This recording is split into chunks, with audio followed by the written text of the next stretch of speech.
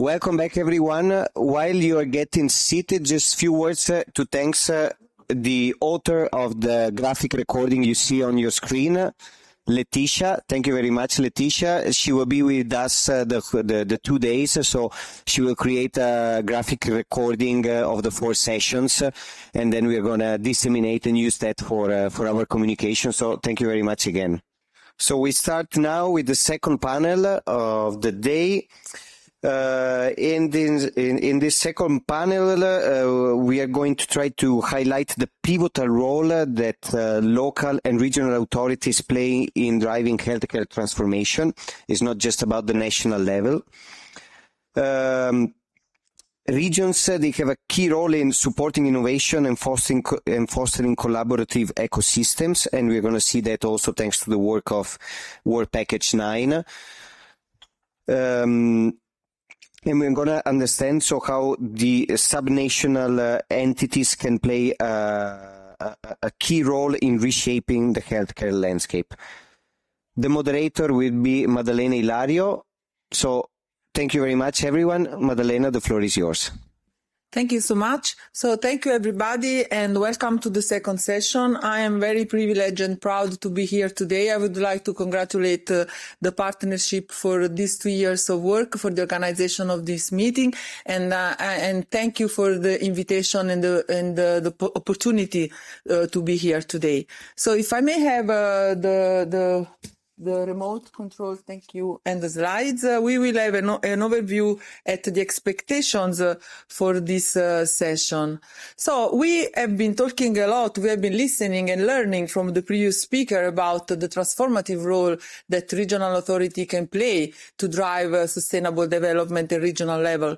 But we know that regions are transformative per se. They are dynamic ecosystems, and what we can try to do is align our effort to foster and stimulate all the energy, the transformative energy that are in the regions towards sustainable development.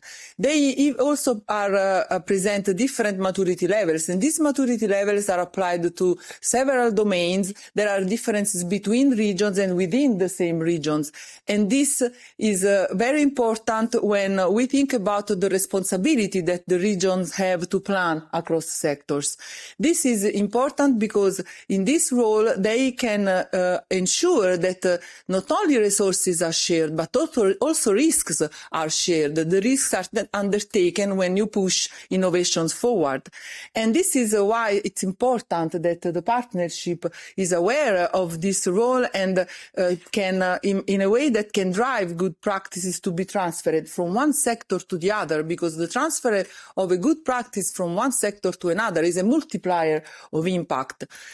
The region, in this constant effort they make every day of interorganizational planning, they are faced with the innovations coming out of the European Commission that affect procedures and organizations inside the different parts of the regions, such as innovative procurements, value-based procurements, twinning opportunities, and the like. So this transformative ecosystem that are in the regions, what do they have in common? We have been, in these couple of years, we have had the opportunity to look at this energy inside the regions. And these transformative ecosystems show engagement. First of all, they show engagement when they can show return of investment. People trust policymakers and decision makers when the decision they make, also in terms of innovation, can show a return for the society. They are dynamic and they are flexible. This means that when you implement a transformation, any kind of change, there are a number of impacts at organizational level that need constant building of capacity, constant building of networking, and constant support to cooperation. It's like you make an effort against entropy, and then you need to show transparency. Transparency because equity is also what drives drives the citizen supporting innovation and adopting innovation. And this is grounded in communication. Communication is an effort, gives results in the medium long term, doesn't show immediate results. At least the communication that really reaches the citizens it requires energies and resources, but it's the basic for being transparent and ensuring equity. And then the systems are open. There has to be a place for everybody. Newcomers are welcome, and roadblocks should not be put at any levels. So there are open questions remaining when we think about ecosystems. Do we evolve our way to measure the performances at any level of the regional organizations in terms of indicators? Do we approach the performances in a way that evolves with the ecosystem during the evolution of the ecosystem towards innovative approaches and sustainable development? Do we ensure that the good practices are supported until they achieve full maturity? I'm a bit uncomfortable when I hear people talking about best practices, because at the university, I have an university extraction. Naming something the best requires a constant effort of comparison, a repeated effort of measuring. If we think about the innovation ecosystem and we think of an approach of continuous improvement, then if the system is really dynamic, it has to have the time to improve and mature. So this means that any experience can become a good practice as long as you foster it, improve it, strengthen it, and make it fit for deploying the full potential impact. And another reflection is what can we do to simplify the activities that we need to implement to accelerate the transformation of this regional ecosystem towards green, digital and sustainable societies? Because simplification is very important. If you think about all the administrative procedures that are constantly implementing in a region to support spending, to support administrative transparency, all the constraints that we live in the administration, simplification may play a role. So we are in an inter-pandemic period now. So we say that we are in a post-pandemic, but no, we are in inter-pandemic. So we don't know when the next pandemic will be. So we don't know how much time we have to become ready to increase the resilience of our healthcare system. But for sure, what the COVID left behind are two challenges. One is the constant need to push for a well-being economy. This means that we need to demedicalize. There has to be an effort. That doesn't mean that we don't need to provide. I'm a clinician, so my approach is pretty straightforward, but still I think that there is a lot of room to strengthen secondary and tertiary prevention intervention, and everybody should be responsible or responsabilized to make an effort for addressing social inequalities that underpin health inequalities. And then we should become more familiar with the investments. There is this kind of investment that is called smart capacitating investments. It's a new way. This means to incentivize a way to finance health promotion and disease prevention where the financial benefits of the investment are outweighed by the impact that these investments and the activities you support are made. So this means that we have to change. Health is not an expenditure, is a cost, it can be an investment because it is linked. The public health system activate dynamics of growth that can be sustainable, and we need just to follow the added value principle. So if we think about the net worth that is around public health system, we can look at the capacity of the public health system to foster and push a sustainable development. If we only look at the gross numbers, if we take a European region with 8% regional GDP, and it's not that much because we have a bigger range. So we are medium low. So 7% is good effectiveness. we activate the dynamics of more than 50,000 general staff that are involved to run the system, 130,000 health and social care staff, enabling 400,000 people, 2 billion operating costs, and 40% direct external spending. So this is a full economy that is run on the healthcare system. But this healthcare system does not only activates direct economic growth, but they also have leverages to push a number of strains in the social sustainability direction. For example, the health sector can push inclusive employment because it is connected to hard to reach group, and through social enterprises, they can develop training partnership that positively impact the hard-to-reach group and engage them out of social isolation and activate good dynamics of health and dynamics of sustainable growth. Local procurement is another strong leverage. Local procurement, we can use the conditionalities in the contracts to make the local procurements a leverage for local development, because we can choose to valorize local productions, local services, and in doing so, especially if we remain connected between the local, national, and international levels, we break down the isolation even for rural areas, because we keep them connected if we drive the local procurement into a number of leverages that enhance capacity building of the local commercial and production activities. And we can even change the way we value what is purchased through local procurements, enhancing local competitiveness, promoting social cohesion and like. So these smart capacitating investments allow to share risks and resources, and we have this is a way where we can look at where to find the money. There are groups that are willing to invest and have a financial return from investments. But there are also groups that look at social return of investment, not necessarily an economic return. What we should try to make an effort and reach for, because the ones who don't look for financial return, they are already engaged. But we have to look for the ones that still balance the financial and social return to increase their investments toward the social part and convince them to better engage with public health sector, because it can financially be rewarding for them even through the social return of investment.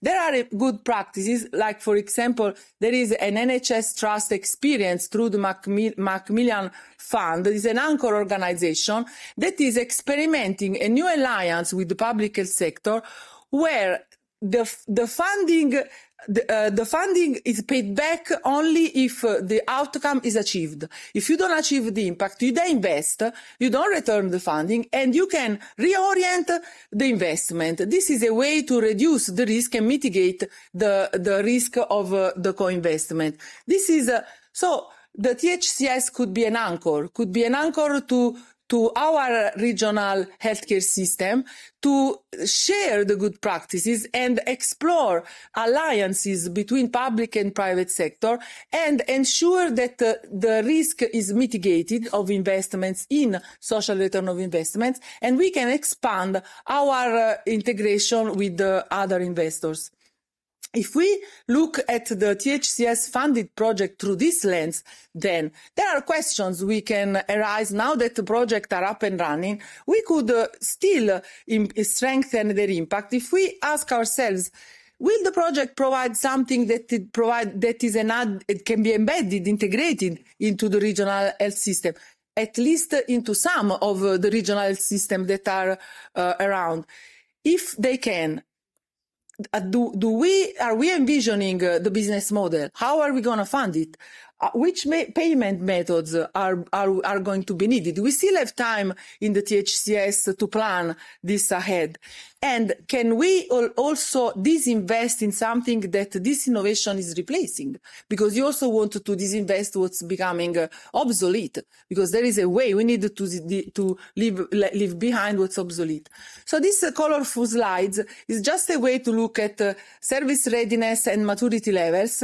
And we have listened to Scirocco tools and so on and so forth. But there is no, I see from 0 to 9, and we usually attribute a grading. It's a way, we have this built-in preconception that if you are 0, it's less. But no, I don't think there is a good or a bad place in this ranking.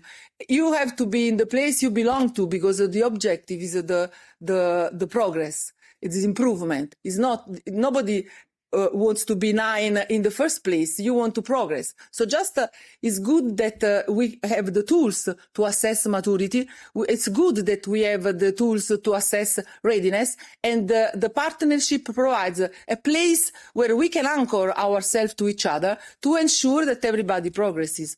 So I think that the final take-home message is that the THCS is the best place to maximize the potential of all the innovations that we are familiar with and we can exchange. And now maybe we are at a certain potential. We are only in the second year, but we can work towards maximizing the potential in the next upcoming years. So this is the hope for the wish for the partnership. Thank you. And this is the expectation for this session. So these are the questions that will come up. So I am glad to leave the floor to Regina Sauto Arce. Mm-hmm. And she's from Basque Country, and she will tell us about the experience of regional funding agencies that are involved in the THCS. Okay, thank you. Okay, thank you for the introduction, and thank you to the organizers for inviting us to take part in this conference. I've been asked, so I will take you now back to the research system. I've been asked to present to you the way we are organized and we fund research and innovation in the public Basque healthcare system, and I will end up with some comments on our experience as a funding agency in THCS.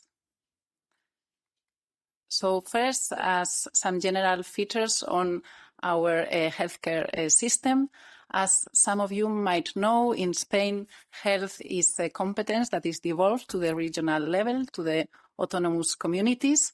So in the Basque Country, it is the Department of Health that is responsible for planning, financing, and regulating the healthcare system. We have a tax-funded health system with a universal population coverage through one common public provider, the Basque National Health Service that we call Osakidetza, and that provides both primary care and hospital care to the whole population, and also a system that has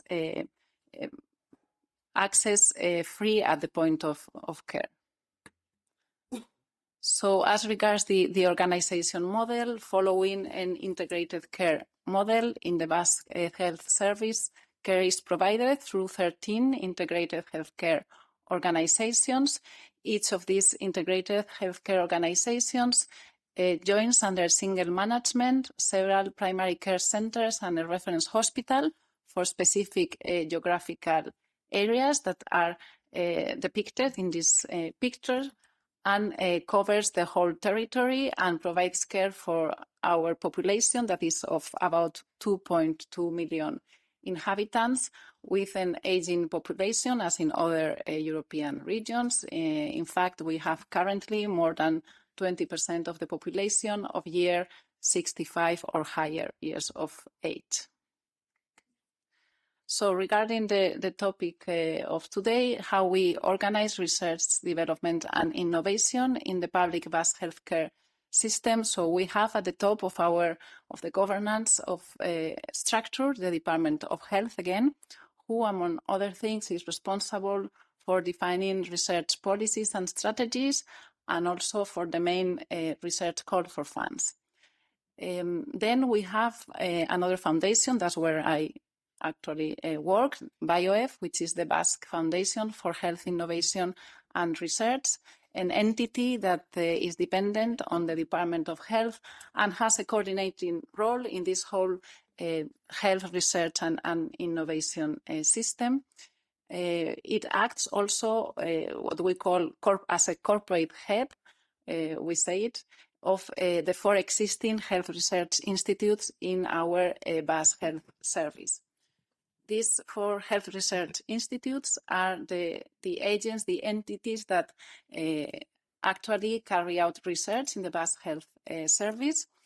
We have 4 of them. 3 have a province, so a territorial coverage, 1 per each of the provinces in the region. And then we have a 4th institute that some of you might know because you work with them in this partnership, that is Biosistemac, the Institute for Health Systems Research. In any case, the 4 institutes carry out research that is relevant for the activities of this partnership and for transforming health and care systems. So as regards the foundation where I come from, BioF, as I said, we are an entity that was created by the Department of Health. Our aim is promoting innovation and research in the Basque healthcare system with its final goal of contributing to continuous health system improvement. We have a key role in deploying and following up the regional health research and innovation strategy. In the foundation, we have 2 coordinating units. One of them has a responsibility in coordinating the management of research and innovation in the 4 health research institutes. And then we have another unit where I work that has tasks that are more related to scientific coordination. Here we coordinate some key initiatives that try to promote cooperation between the public health service and other agents in the regional innovation system. We also coordinate the Basque Biobank, the Knowledge Transfer Office, and some strategic international projects, including the participation in this partnership. And finally, we also have in the foundation the Health Technology Assessment Service of our health system.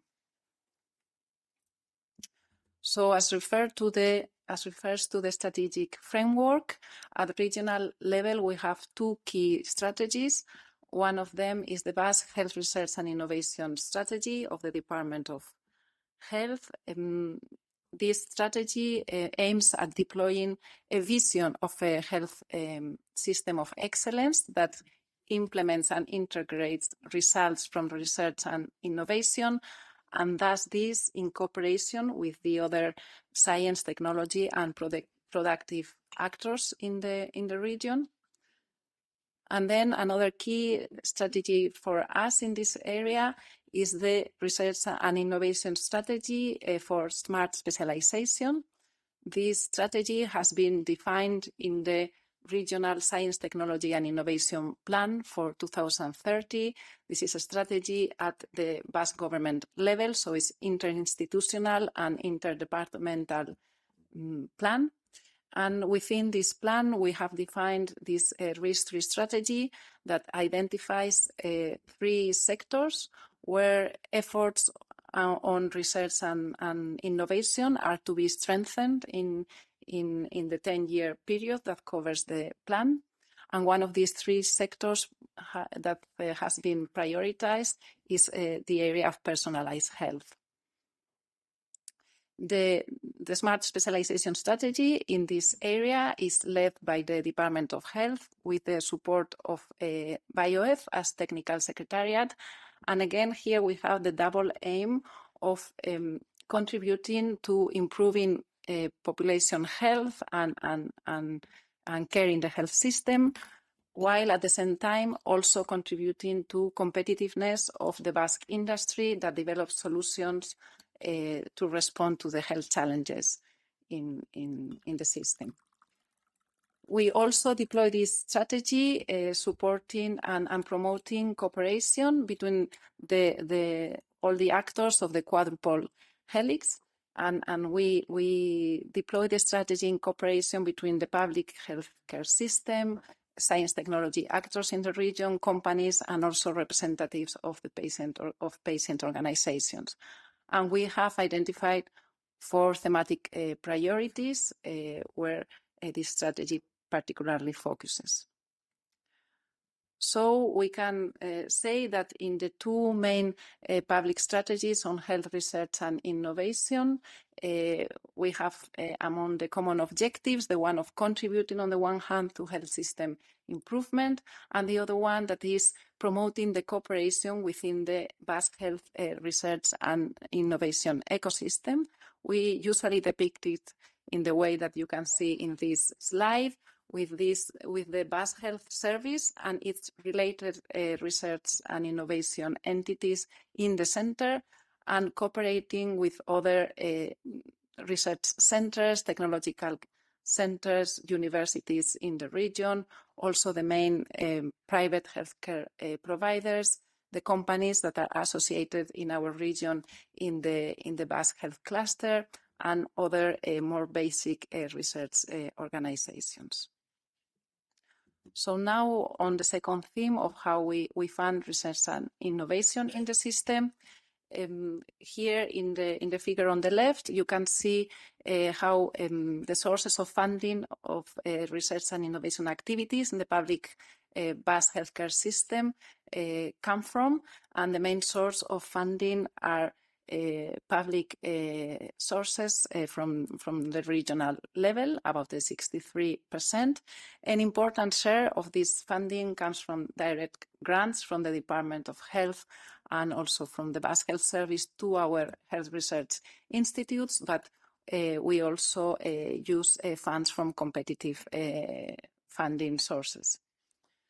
So as regards the programs that we have for competitive funding for health research and innovation by the Department of Health and BioF, we have 2 main programs.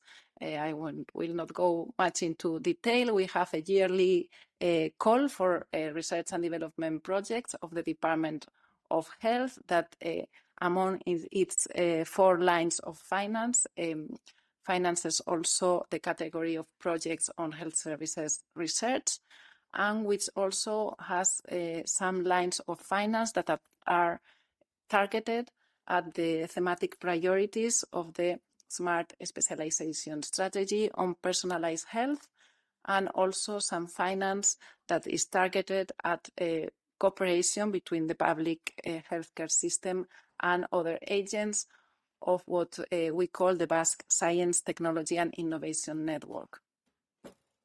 A second important initiative, funding source in this area, is the MedTech initiative that funds activities related to development, validation and testing of technologies in the public Basque healthcare system. And this funding is used to fund the collaborative activities of the healthcare system with the biohealth industry in the region. And then finally, we also have other calls that are launched and organized through BioF, including in year 2024, the regional call to finance the projects that were selected in the THCS Joint Transnational Call of 2023. So as regards the participation of the Basque health system in European partnerships of Cluster 1, so as you know, we participate in the Transforming Health and Care Systems partnership, in particular through 3 organizations. So two of them as participate as research funding organizations. So mainly the Department of Health of the Basque government as main beneficiary, and as an affiliated entity supporting the Department of Health, BioF. And then we have also participation as research performing organization by the Institute for Health Systems Research, Biosystemac. And in total, for the whole THCS joint transnational calls, we foresee a contribution of 2.1 million euro during the whole duration of the partnership. The Basque Health System also takes part in the European Partnership for Personalized Medicine. That is, in fact, one of the thematic areas that is prioritized within our risk-free strategy. Here, up to now, we didn't compromise to financing, to participating as funders in the joint transnational calls, but we take part in other work packages. And here the two participating entities are the Department of Health and the Basque Foundation for Health Innovation and Research. And finally, we are also following and interested in the preparation of the future European Partnership on Brain Health, which is also one of our priority thematic areas. So to end up with our experience as regional funding organization in THCS, the Department of Health of the Basque Country and BioEF, we took part in the first joint transnational call of 2023 to promote proposals being sent from our Basque Science, Technology and Innovation Network. We had an information session with them. And in total, we received 4 proposals that were eligible for funding by the Basque Department of Health. And finally, within the partnership, one of these proposals was selected and funded, which is the PI project coordinated by one of the Norwegian partners, and with a participation of 2 Basque entities, one university, the Mondragon University, and one of our health research institutes of the Basque Health Service. So for the Joint Transnational Call 2025 that was launched earlier this week, we are also taking part with a budget of 350,000 euro, and we hope receiving several proposals from our regional actors. In addition to the partnership criteria, at regional level, we include among our eligibility, among our regional criteria, the request for the participation of at least one health research institute in the consortium of the projects to be funded by the Department of Health. And we also fund only the participation of agents that are integrated in the Basque Science, Technology and Innovation Network. And we also have the additional requirement of applying to the regional THCS call for those research and development projects with Basque participation that are selected in the partnership and aim at receiving funds from the Department of Health. So to end up with an outline of the expectations that we have for taking part in this partnership as a research funding organization, and I think go also in line with what Chiara presented earlier this afternoon. On the one hand, we expect that by joining our research and innovation efforts, we will profit from the synergies and to better face common challenges on transforming health and care systems. We also hope that, we also experience and are willing to learn and share good practices and not best practices from other health regions and systems. We also think that through an active participation in the partnership, and not only as funding agency, but also as through one of the institutes as research performing organization, the knowledge that is being generated, the tools and methodologies are more likely to be relevant and applicable to our healthcare system. We also think that the participation in the partnership can foster the participation of some of our research groups in European research and innovation projects in this area, mainly for those research groups that might not have so much experience in European projects, and this could be maybe an easier way to have first experience and develop capacities.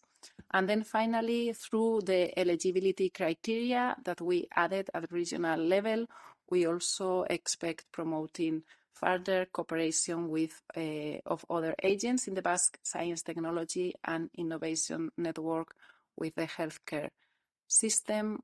All of these expectations and objectives are also aligned with the objectives of our health research and innovation strategy. So I think that's all I wanted to share. Thank you. I have just a question.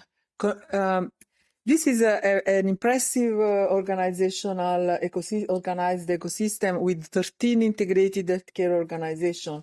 So it's pretty strong structure. So the expectation is that the turnover of innovation in such a system is even faster than in a less mature ecosystem.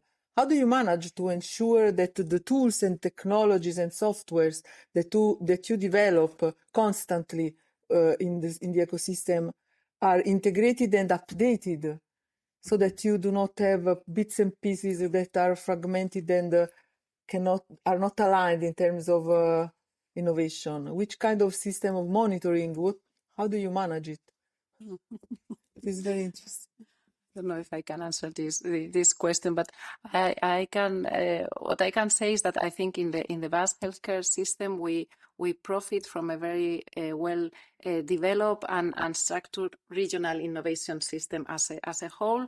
As the Basque Country is a region where industrial policy already for decades has been promoting innovation as part of the policy to promote a regional competitiveness. So we have a whole, not only in the healthcare sector, but we have a structure, a network of science, technology and innovation agents that include technical centers that have this role of taking innovations from around the world to the Basque economy and also to society and to the health system.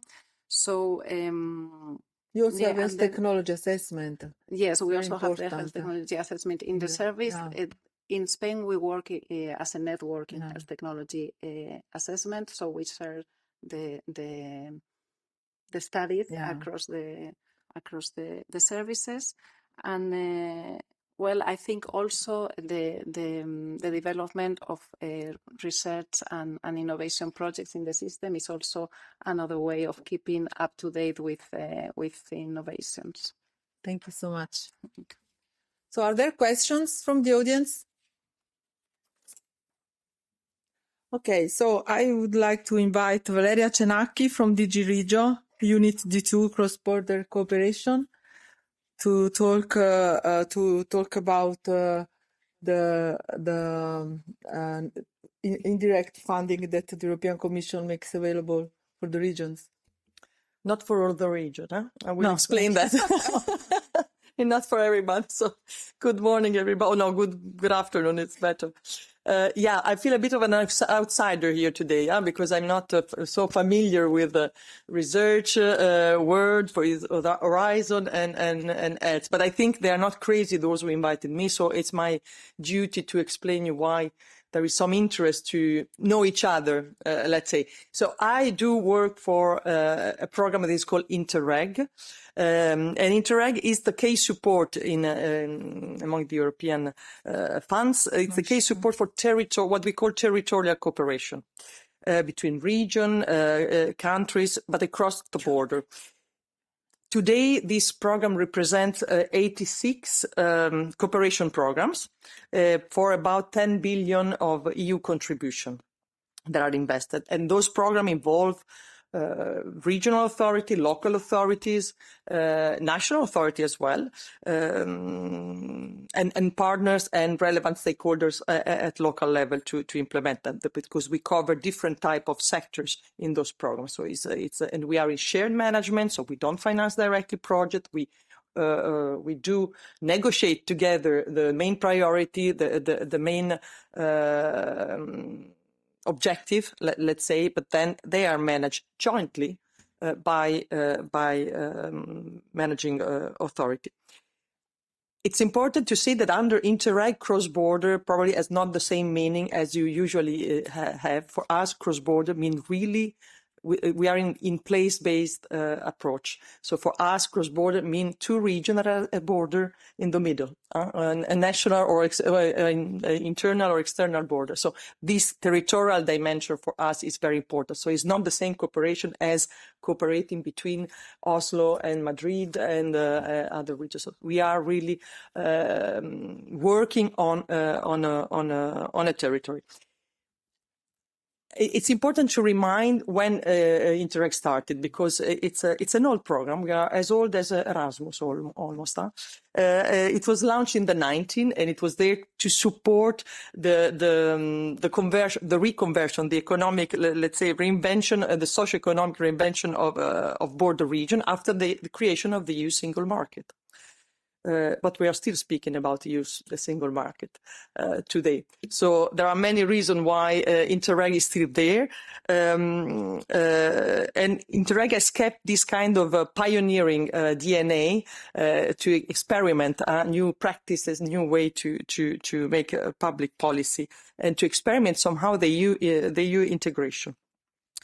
I think we have, so it was mentioned the pandemic, so yeah, I'm glad to learn that we are waiting for the others. So it's better to be prepared. It's one also of our purpose, because we have seen also in the pandemic, not only the interdependency in region, but the old-fashioned reaction that we have in border areas in terms of containment. So there are certainly a lot of room of improvement in the way things, including crisis, can be managed. And those things happen in particular in border. We see also in others with Ukraine. So border are important places for and reflects and shape the level of EU integration and what is going on in Europe. So it's still very important to deal with border region. So why those? In particular, I work with the internal border, because there is really a border effect. Internal border matters for us. Because first, in border region lives 1/3 of the EU population. So it's really relevant. It's 30% of the EU territory, but still those who live there have this border effect. That is, they have to face a lot of obstacles, administrative, legal, sometimes cultural or linguistic, simply to work, to move, to study, to access a service on the other side of the border. And those obstacles are still very strong. So as Letta report recently has also pointed out very clearly, we are still far from a completed EU single market. There are still a lot of things to do there, and that's why we also try to work there, and also a lot of things to do for those people living in border to have the right, it's very used now, this right to stay if they wish so in those regions, and access to service, including healthcare service, is very, very important, make a huge difference in the choice of professional and personal choice of people living in territories. So this is really an element that is very important. Different studies that we have commissioned shows also that those border regions really miss an unused potential for growth and jobs. because of this border obstacle. This reduces, of course, their attractivity, and so this is really necessary to act on this obstacle.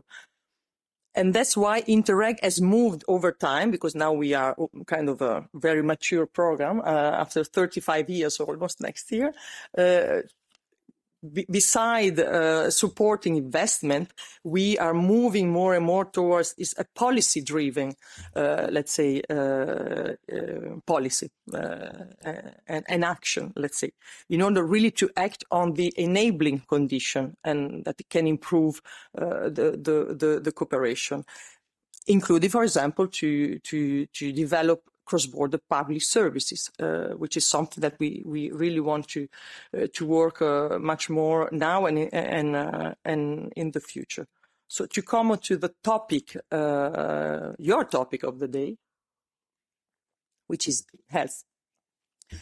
So Interreg is part of the cohesion policy. So we do, let's say, we participate and contribute to all the mission of cohesion policy in terms of let's say, of digital and green transformation for an inclusive development and for an inclusive growth. So we do exactly the same objective as let's say, the bigger operational program. I just put some of the figures in relation of what is invested under the Interreg. There are about, I think, 68 of the 86 program that decided to invest directly into the specific objective related to healthcare. And we do finance a lot of different things, from infrastructure, from equipment, action for digitalization, but also there are service for community care, so emergency situation, communication campaign for prevention disease, for aging, etc. So the set of possibility it's large. A lot also, of course, there are other specific objectives that are more linked to innovation, and it's there as well. Probably healthcare is also touched, but I just put those related to the specific objective for healthcare. What is important under Interreg, there is a new specific objective that is related to governance, and to the governance, a better governance of the cooperation. And 1 billion is also invested there. And this is for us as well. It's something that we wanted to promote in order to help regions to address the condition and the systemic condition of cooperation, and to address the obstacles, to improve the way institutions talk to each other, the way they build the evidence, they build data, they develop methodology together. So this aspect is also very much important, and we do finance it with this specific objective of improved cooperation.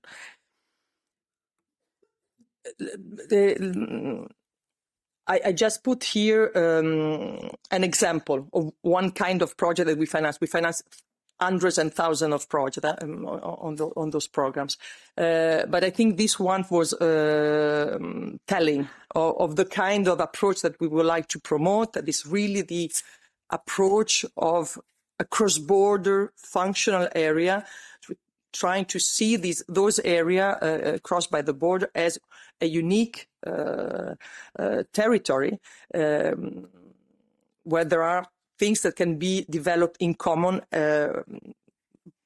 with an approach that is border blind, if you want. So this is an example that has been a project selected in the program between France and Italy, in the mountain area. So it's between Valle d'Aosta and I think Haute-Alpes,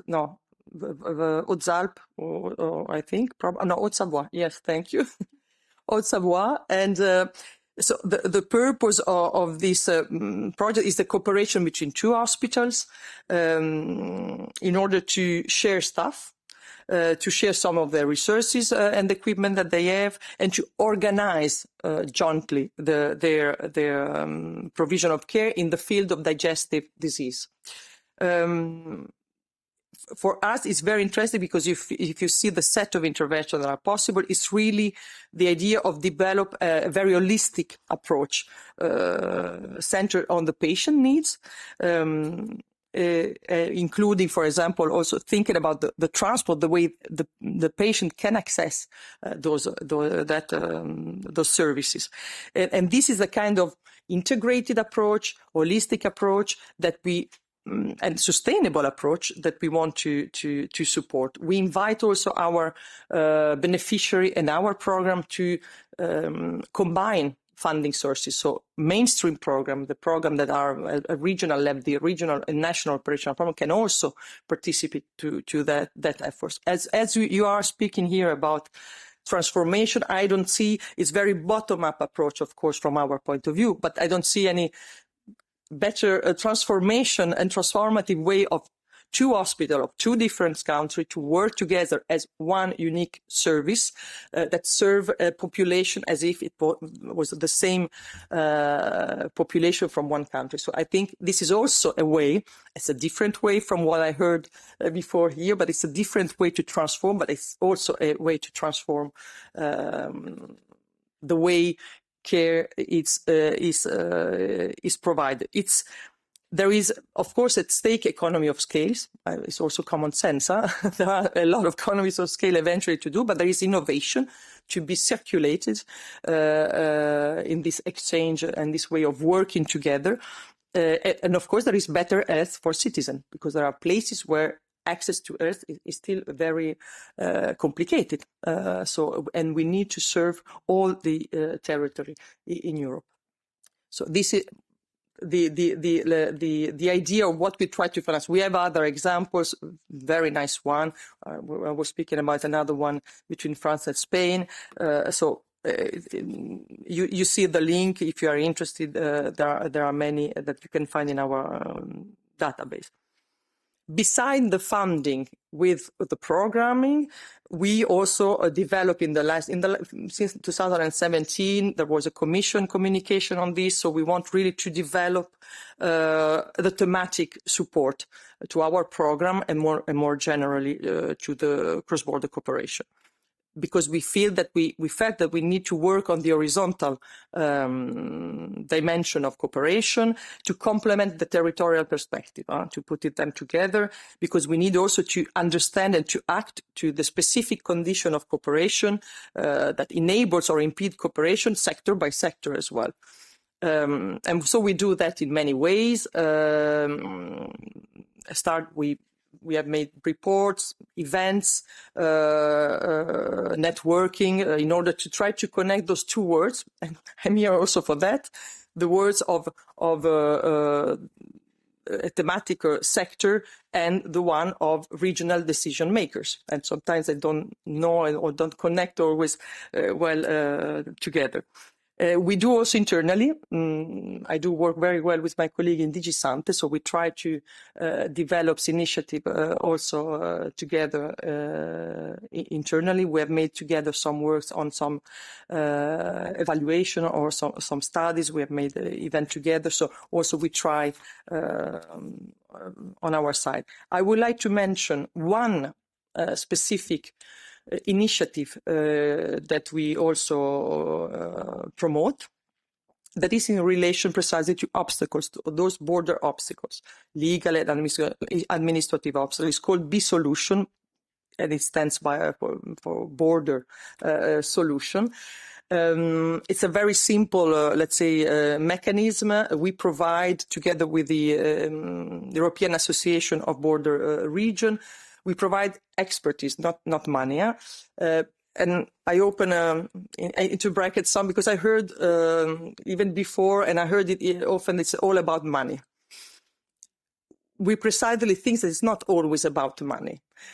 Of course, money are needed, or maybe because I come from a DG where there are, of course, we deal with a lot of money, but it's not always about money, it's about capacity as well. And this is something that really we felt we had the money, but it's not enough to achieve a better way of improving the capacity of region to make their own development. So this mechanism is simple. We provide expertise in relation to any given obstacles that is submitted to our attention. It can be of any nature.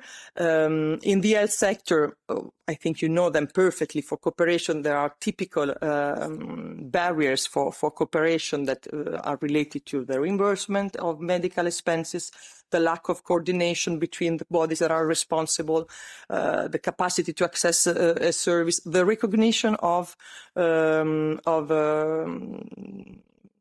diploma, let's say. It's always very complicated still to hire staff from another country. So there are a lot of complexity that are linked to the complexity of cooperation, but also of the complexity, of the health system, because often they're also very different from a country to another. So you have to put together all this type of complexity. And this B-Solution initiative tries to help finding a process to find the solution, starting from putting together and gathering together the stakeholders and the authority in charge of different sector. And this is already the first added value of this kind of mechanism, because often is even at local level, regional level, these words don't speak to each other and don't know each other and don't understand each other. So understanding what is the problem and trying to speak the same language it's already a very good beginning. So far, we have analyzed more than 150 cases. You can find them in the link. Some of them, not all of them, are linked to the health sector. So I think it can be also for you of an interest to go and see what can be done at regional, local level in support of cooperation. And that's where I stop. So, you referred to an evolution of the Interreg instrument as a policy-driven Interreg for enabling conditions to operation. So, what is being worked out in this partnership, it's true, it's bottom-up, but partners are working out models. And not only the output of the projects is not only solutions to address specific issues, but it also comes, the partnership, with an effort to transfer and scale up. So maybe, do you think there could be an interest from the Interreg towards the policy briefs or any kind of documents and outputs that come out of the partnership to orient, to support, to share with the regions that are involved in the Interreg decision making, and to overcome the silos between knowledge patterns? Absolutely, because this is one of our main concerns in general. It's very difficult when you do public policy not to work in silos, starting from us. So it's very, very important to try to overcome this issue. And it's what Interreg tries to do is really to put this territorial perspective together with the people's perspective, because we need to take into account the needs of the population where they live. So we have these two double focus, let's say, and it's very important to have this triple focus with the practitioner. And this is where we are trying to work to put together this triple perspective or focus, I don't know how to call it, in order to have also that we need the practitioner on board, sector by sector. In this case, would be the health sector. It's true that often a lot of the work that is done depends on the level of maturity of cooperation border by border, but it's about trying to find common tools, methodology, because also the system are so different often that it's just trying to have a common way of seeing and practicing is already a huge achievement. So anything that goes in that set, I'm sure that there is an interest, that can be an interest. So you have to go to your... So you will keep hearing from the partnership, because we will keep inviting you. No, I think that I think it's a win-win situation for you, but also for the perspective of those programs that, again, we need to put together these three elements. Thank you so much. Okay, so it's a pleasure that I invite Gerda everybody knows Gerda Geyer. She is from Austrian Research Promotion Agency, and she's the leader of Work Package 9, and she will share with us the outputs so far. Thank you very much, Madalena. It's my pleasure to be here today.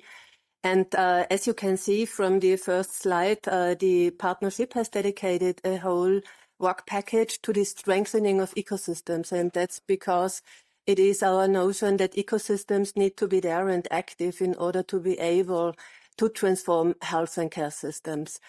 But then when it comes to the ecosystems, it's of course also like they are always somewhere located. They are not abstract constellations, but they are very local or regional or national constellations of partners that work together and together aim at transforming the system. So for us, it's very important to be active at those levels. And there is the point where the partner organizations of THCS come in, the partner organizations that are also active in our work package. That's Tao University of Tampere, that's Sunem Wee from the Netherlands, and that's many other organizations, representatives of ecosystems, ministries, funding organizations, research organizations. So I would like you to just briefly stand up, those partners who are active in Work Package 9 and are reaching out to the ecosystems at their levels. So please very briefly stand up so that we understand the persons that are behind the effort that we are doing, because from the European level we can promote and we can disseminate and we can facilitate, but we cannot reach out to those levels where you as our partner organizations can have a reach to ecosystems and strengthen them there where they are.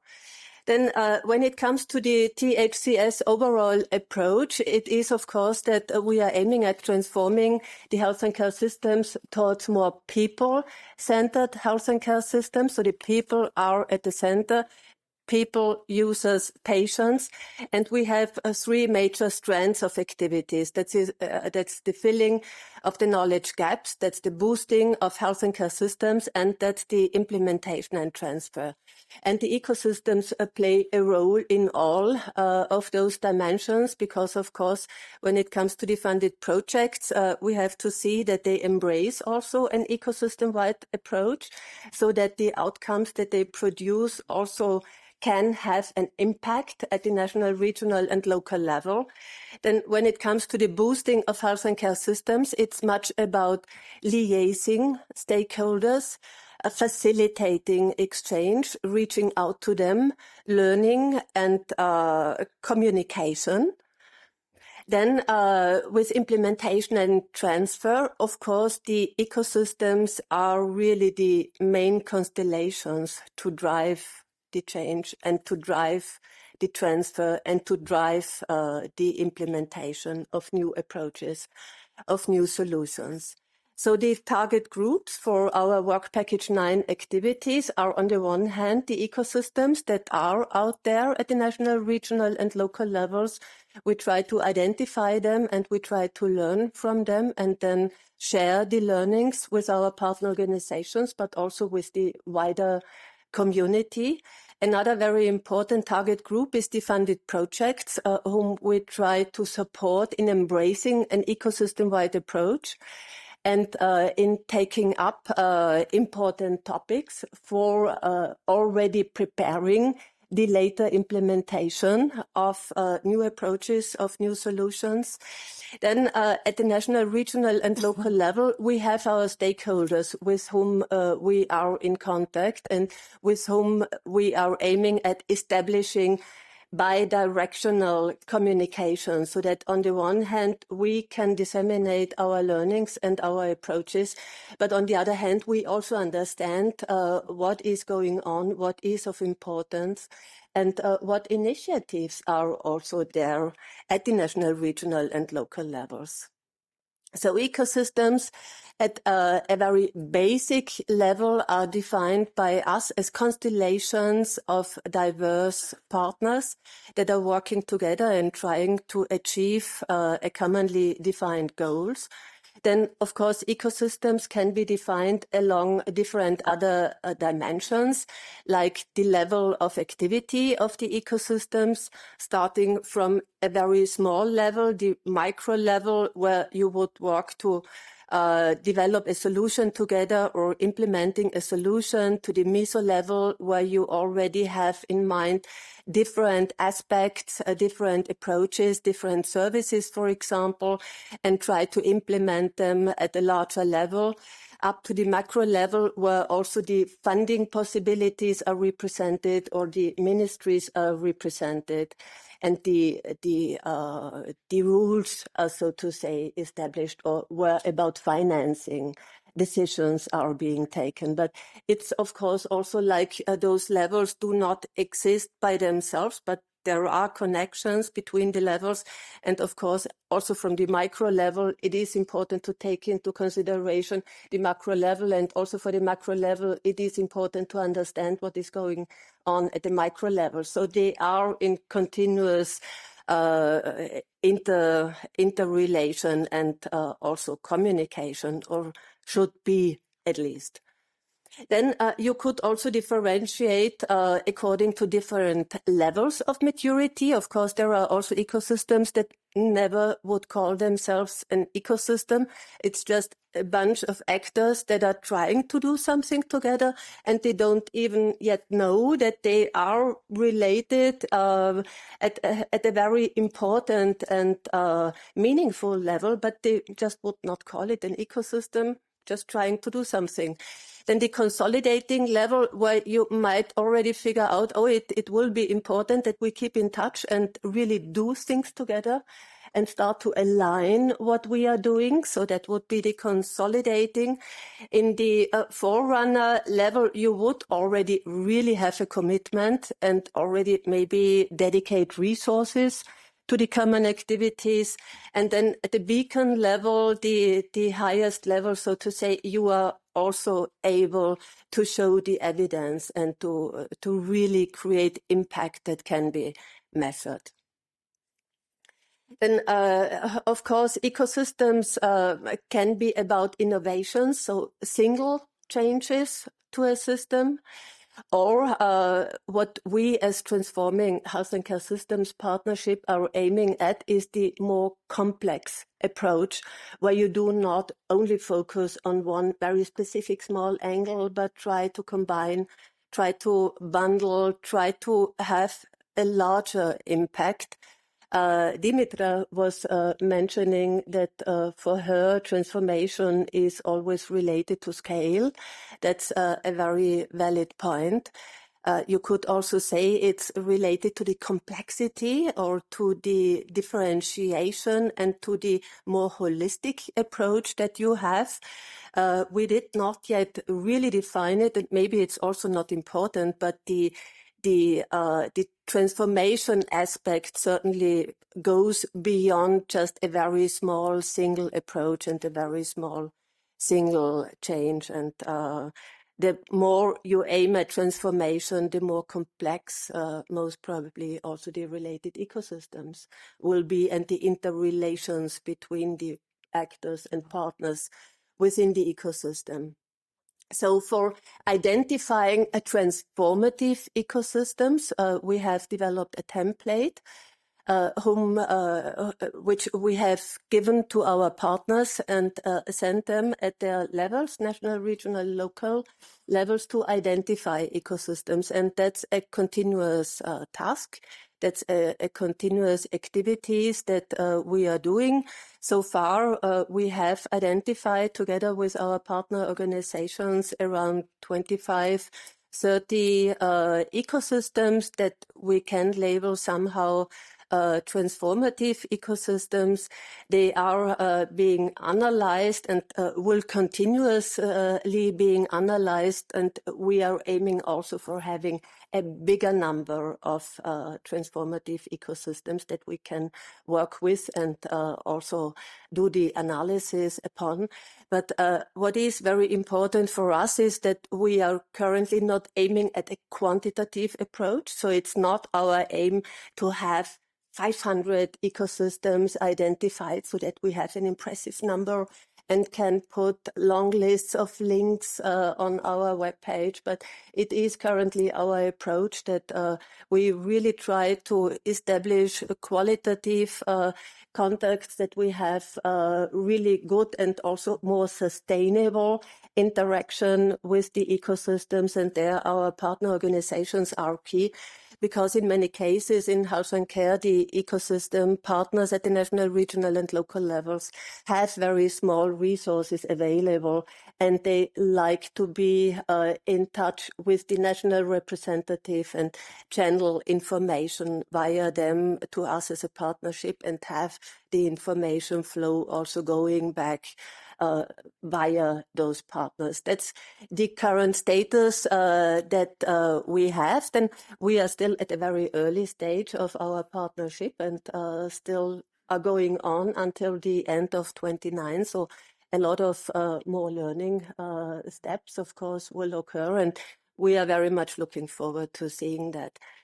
So a preliminary typology of ecosystems has been developed by our research partner Tao, who is co-lead of the partnership, based on the ecosystems that have been identified so far. And there are also some preliminary learnings, and I'm running out of time, but I would like to mention 3 of them.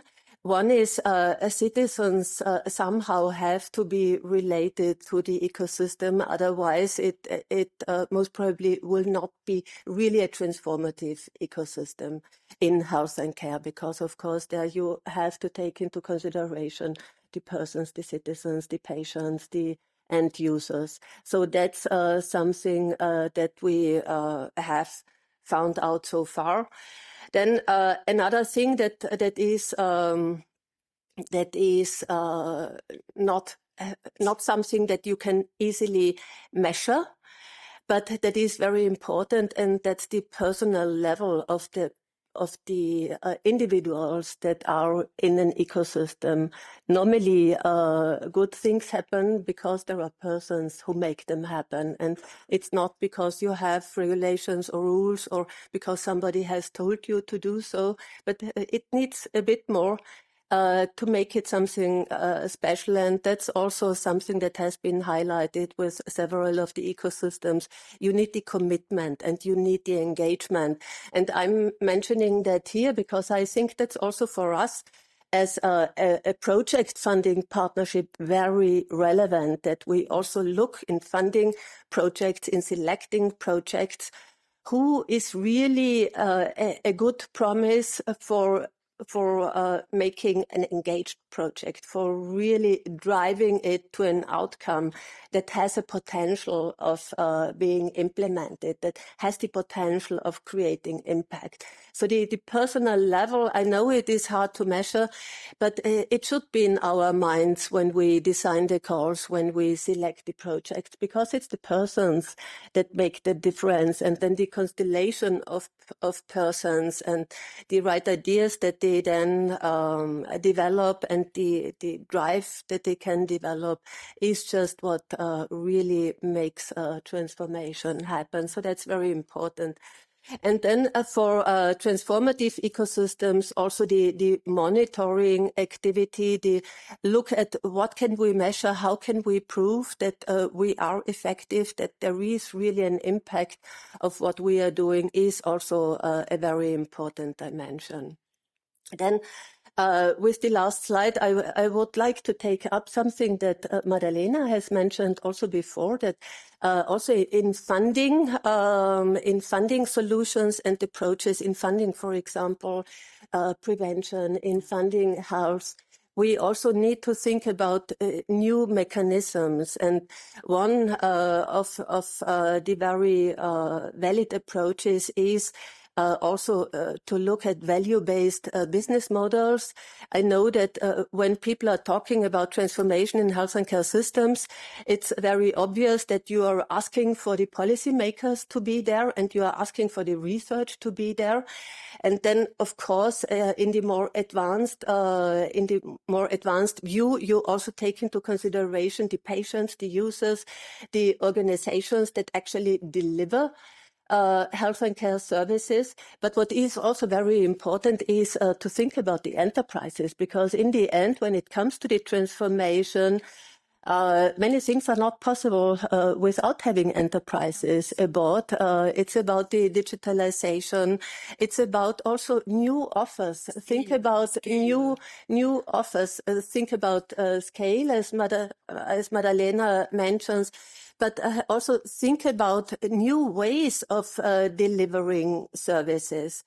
What is a really good, healthy nutrition, for example, composed of? What partners do you need for that? And you will come to completely new setups, new services, new ways how to finance it. And that's also a very important aspect that I think we should take into consideration. And that's my last slide. So thank you very much. I already say that I will have to leave very soon because I have to go back to Vienna this evening, and the plane certainly will not be waiting for me to arrive there. If you have time for a quick question, do you? Okay, the question is two actually connected. You mentioned the political will, and you mentioned commitment. How is the political will influencing the commitment at local level? And is any of the connections at national and international level influencing the chain of commitment down the road? Yeah, I think that's really a very interesting question. And I mean, when we started with thinking about ecosystems, we often heard you need the political will. Without political will, no ecosystem can be successful. You really need them to be there because they have the way to reach out to citizens. They have the credibility. They have the means to finance solutions, new ways, new approaches. I think that's very important. And for many approaches, it needs to be there. But then we had a very interesting workshop earlier in November where we convened our partners and also some external stakeholders. And there we learned that there are also ecosystems that are doing great things that are more grassroots activities and that are somehow maybe at the border of the traditional health and care system. And maybe they are more dependent on the engagement, on just a local feeling. We need to change things. And that the political level might not be so relevant. So for us, I think we have to look at both those sides. And then something that we have also mentioned at the coffee break, it might also be that without a lot of political influence, you might be quicker in deciding. And when you think about, for example, enterprises being active in ecosystems and new value creation and new business models, then it's not in the first place so important. It's then important when it comes to the finance, maybe, because also in that aspect there can be different approaches. So yes, very important, but not the only thing. It's also not an excuse for not being active. And many very valid things happen because it's decided at the local level that people just want to go for a change. Yeah, absolutely. Yeah. Thank you.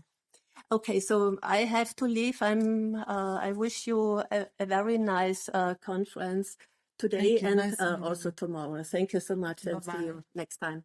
Thank you. Bye-bye. So now I would like to invite Ylva Reisenert, Project and Policy Manager of ERIN, European Regions Research and Innovation Network, to talk about their experience in the partnership. So yes.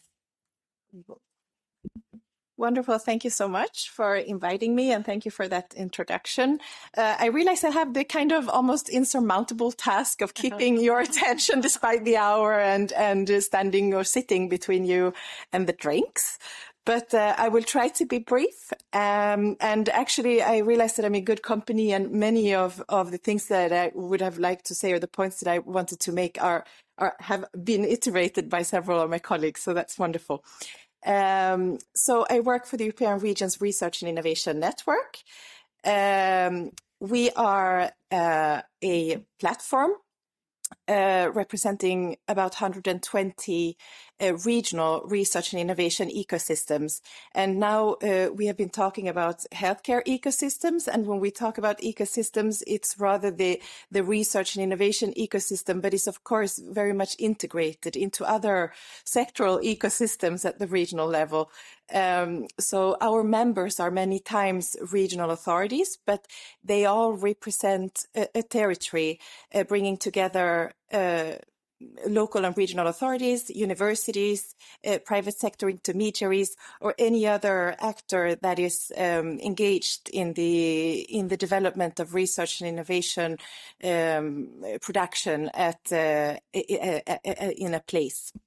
And as a Brussels-based platform, of course, we work very closely with the Brussels offices of these regions. So our immediate interlocutor will be the Brussels-based representative. And this works really well because they have a very good access to their regional actors who are relevant to drive our work.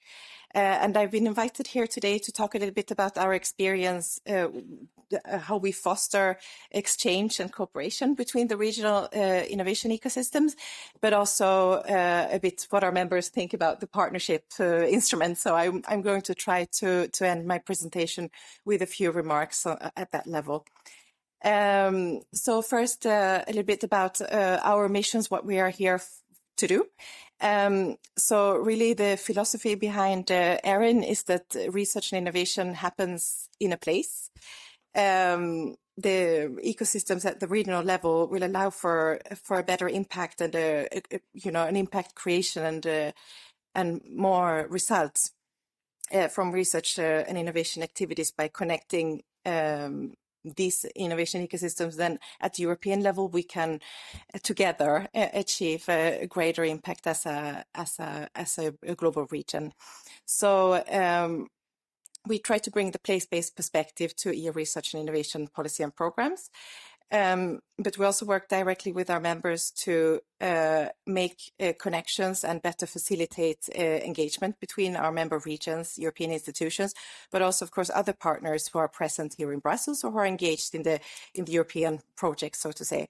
And we also work very intensely on trying to increase project opportunities for our members. So that will be with a heavy focus on Horizon Europe, but we also keep an eye on Interreg and the partnerships. Obviously, sort of sitting under the umbrella of Horizon Europe is also a big focus for our work. And we try to position regional interests and create visibility for our members, really. So we do this with three kind of work streams or methods of working. At the heart of what we do is our working groups, and it really connects to what our colleague from Austria just said, that it's the relationship between people is really what makes what drives the work forward, and meeting in person, meeting around topical issues and exchanging expertise and good practices is really what drives the work forward. We are also working in a targeted way, trying to support our members with project development. So this I'm not going to go into detail about, but we have, among other things, an online platform where members can hook up to try to form a project consortia. And we also try to facilitate policy dialogue. And we try to do this in a bottom-up way, co-creating positions with our members. to highlight the regional and local dimensions in the EU RNI policy landscape. So I will talk a little bit about how we work with our working groups. So here today, I am here partially with a health hat because I facilitate our working group on health. But ERIN is really a network that spans over the whole research and innovation landscape in terms of thematics. So we have 13 working groups and 2 task forces, and we have clustered them around some thematic issues that roughly reflect the Horizon Europe kind of focus and structure. And this also allows us to create synergies between these famous silos, although it's not very easy to do so. Working groups are member driven, and again, this is really at the basis of our work that the members themselves are putting forward the topics and driving the work. So each group is led by a team of dedicated members, and the working group in practice is really there to build partnerships, support project development, inform ourselves about what's going on in other regions, good practices and project implementation that can inspire new collaborations, and create a link with the European level institutions to facilitate policy dialogue and, of course, networking between our members. And as I mentioned, I facilitate the health working group. This is just the team of people who lead the work here, and we really very much rely on them for making the activities of the group a reality. So what happens in practice is that it's very simple. We organize meetings and we work together in between meetings, of course. So this is just an example of the activities that we were working on last year. And I think that I recognized all of the themes that have come up in the presentations here today are obviously things that our members are working very, very intensely on, because those are the themes that the European regions are confronted with at a daily basis when trying to improve the lives of their citizens and so on. So last year we were doing an activity around the cancer mission.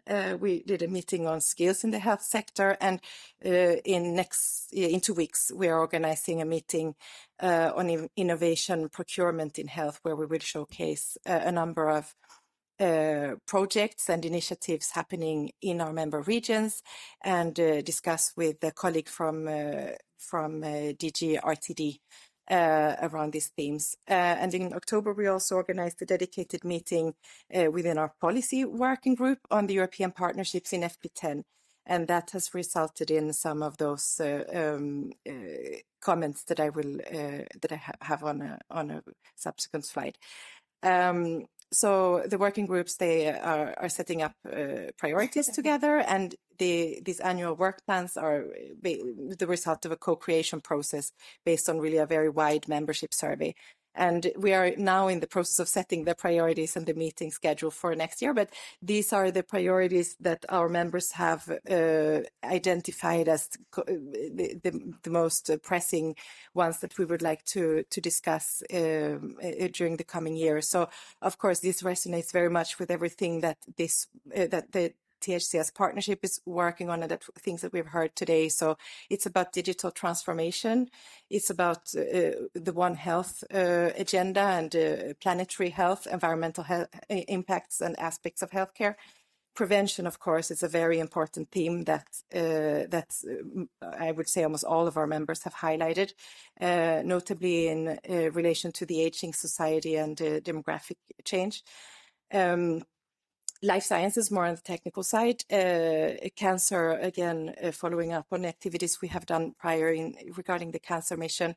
And of course, skills and workforce in healthcare is continuously a theme that comes up as a challenge, and where our members want to exchange.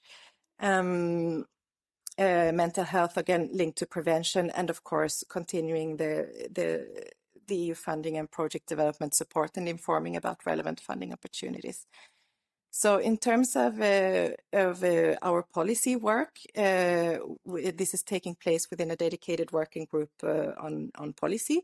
We have embarked on a work stream in 2024 to co-create a series of input papers towards Horizon, FP10, I should say. We don't know yet what it's going to be called.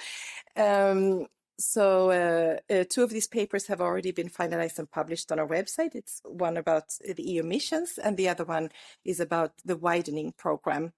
It's also very much in the spirit of ERIN to try to improve the opportunities for a wider participation of all European regions into the EU funding programs for RNI. And during the autumn, we've been working on a paper on the ecosystems, innovation ecosystem support in FP10, and also a paper on the European partnerships. And these two papers will be published in January. But I already pulled some preliminary remarks that we got from our members in this process. So first of all, the European partnerships, they're essential to drive collaboration, innovation, address key challenges, both occurring regionally and of course across Europe. And we have identified the co-funded partnerships that is really the most accessible model for regional involvement, as they leverage the regional funding, as we saw an example of here earlier. And also allow regions to really take part in the planning and decision making and creating this link between the research and innovation output and implementation. So this is all great, but of course there is always room for improvement. So many of our members have highlighted the complexity, after all, in terms of administration and governance structures. When you first look at the structure of such a partnership, you're a bit like, whoa, where do I apply? So this, I think it's a learning curve. So when you start to participate in the programs, you get better at it.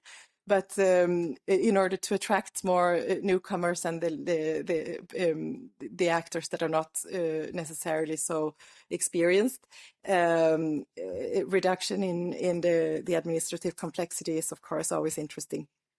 Something that we have identified as an opportunity could be to create like more centralized information source or information portal across partnerships, because there are so many. So it's like now we are talking about one, but there are 49, I think, in total. So, and our members work a bit with all of them. So that's also one point. And something that I think that this is partially addressed, but some actors are also a bit hesitant, taking that there is a risk that the whole consortium may fail if one partner cannot secure their funding. So there are a lot of like this sort of one of my members said, there are so many places where things could go wrong. so it's, I think that so it's, this is a challenge, but of course it's also due to the fact that it is implemented and created close to the funders. So, and finally, as we have seen examples of here today, I think as well encouraged all member states to participate fully in the partnerships to allow inclusive access across all European regions is, of course, would be the ideal situation. So this is a work in progress, and I invite you to visit our website to look at our papers, and this one is going to be published in January, so then you will have the full read and the final recommendations as well from our members.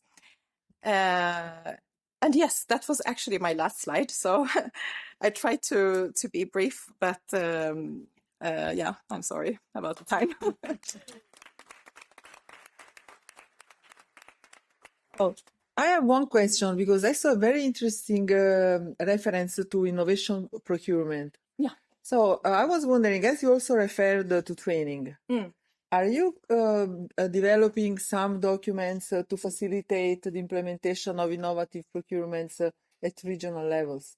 Because, innovative procurements are a very powerful leverage to push the scale up of validated innovative tools. But it's very hard to implement PCPs and even more difficult PPIs. So there is a need for administrations in the regions to learn how to implement. So I was wondering whether you had developed for your regions such a tool. Thank you for this question. Yes, innovation procurement is a recurring theme as well. It is like it is hard to implement, but it's so powerful if we manage to get it right. So I also have I fairly recently joined the ERIN team before I was working for a regional authority, and we were participating in several projects, PCPs and PPIs. It is I would say that from an ERIN point of view, it's a work in progress. We have this meeting scheduled in a couple of weeks where we will put together a few representative examples of good practices from our membership, and we have not yet developed anything in writing, but it's true that as an output of that meeting, it could actually be interesting to put together a little bit of a paper of some conclusions from that meeting. The book. Yeah, because we have some really exactly, we have some really interesting cases that are going to be brought forward there. So it's a good tip. I will bring that up. Just one more question. Are you going to open the paper on new partnerships for endorsement? Because I think that the collaboration between networks is very important, especially when it turns into joint endorsement of relevant issues, because it facilitates, I think, the work of the European Commission, because it speeds up things. So if we could wrap up the relevant policy documents and the documents endorsed jointly. This is something we are actually doing for EWA document position paper on university hospitals. So we are jointly endorsing it by the partnership and other networks. I was wondering if we could reciprocally support each other through networks for this paper too. I think so. Now I will have to bring that back to my organization, but I think that we have done so in the past, sometimes doing joint positions or endorsing each other's papers. So yeah, let's. And there is a follow through we can have on the health policy platform now. So yeah, let's be in touch about it. Yes. Thank you. Yeah. Thank you. Okay, so just a quick wrap up because it's becoming late. So in this session, we have been listening to many very interesting insights, and we started with an overview of a very effective and well-structured innovative ecosystem from Osakidetza and Basque Country, and we learned that the gateway towards this innovative ecosystem is around the BioF Foundation. And it brings together research, development, innovation, health technology assessment, and biobank. And it feeds into 13 integrated healthcare organizations. So it's clear that it takes time to develop such a system, consistency and persistent efforts by a committed political will. I would say that also the health research institutes have an important role. It's a connected positive loop. Yes. So it's really exemplary. Then we had learned from Valeria Cernacchi about the Interreg instrument. And even though we know that ill health has no boundaries, we know that Europe has internal boundaries, so we have to respect them if we want to collaborate. But there might be room for policy-driven evidences from the partnership to feed into the policy-driven interregs. So there could be a collaboration. And also, I think, some reflection for the cross-border healthcare directory. So there is this kind of, we have this hole, this gap. Well, you know, Digisante escaped, I think, you know. On this, I cannot, yeah, exactly. Yeah, for sure there are, and we did something together to see how it works also in border region, this directive. So certainly there are room of improvement, and it's part of the work that we try to do to act on these systemic things. And something I heard, because on this template of transformative ecosystem, I'm very interesting. So we need, yeah, because this constellation that can be done in some border region, I think it could be very interesting to have this done in a cross-border, or in order to have this vision that is not limited for example, Basque could work with Nouvelle Aquitaine or something like that, or in Austria, some region already do that like that. So it's interesting too. To add the geolocalization of the quadrupolites. Why not? That Gerda is making. So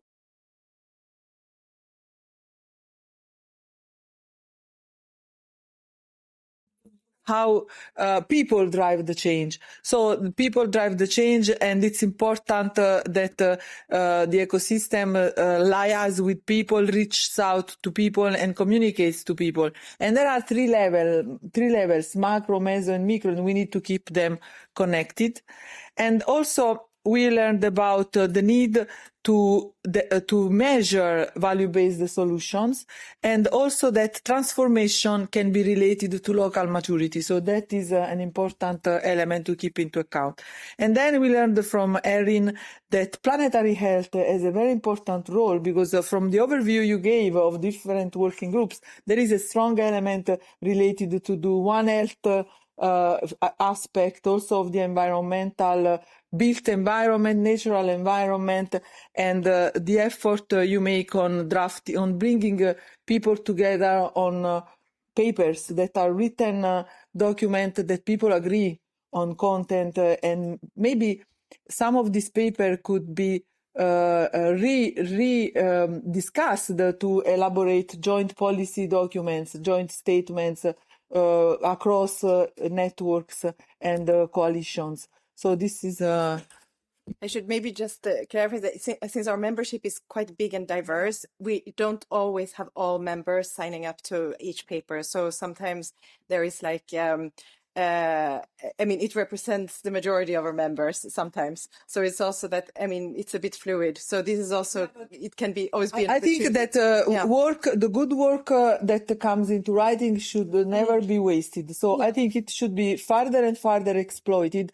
And it could be a way to filter with the topics of the partnership and see if we can reuse some of the content as a track to further work and joint statements.